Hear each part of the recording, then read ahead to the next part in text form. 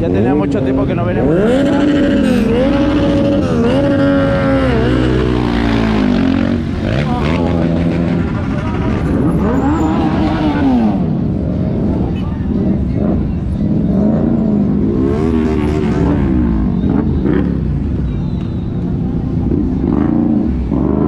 La neta, la banda se pone medio loca de repente por ratitos, pues, pero qué pedo, a eso venimos. Ya teníamos como unos 2 meses, ¿no? Sin venir. Y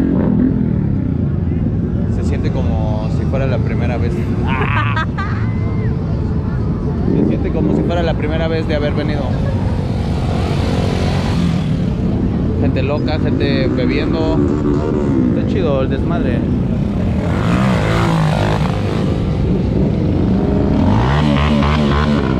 ¿Ven a lo que me refiero? Está chido porque últimamente hemos ido como para abajo porque está nublado, pues, y nos da miedo mojarnos. Es peligrosa la lluvia.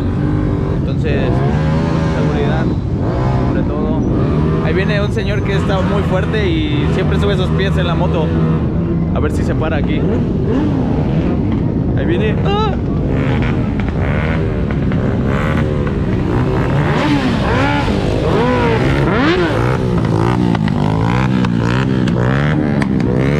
Siempre sube sus pies.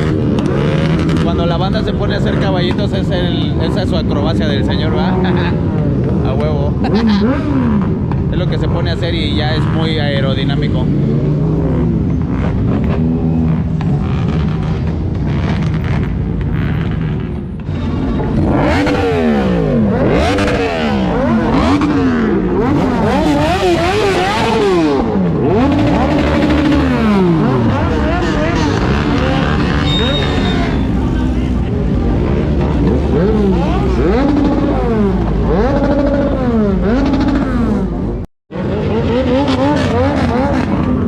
Se está poniendo muy loca.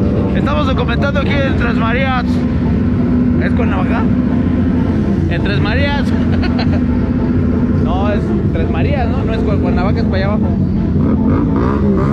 Y la gente se está poniendo loca. Pues es a lo que venimos, vaya. La neta, a eso venimos.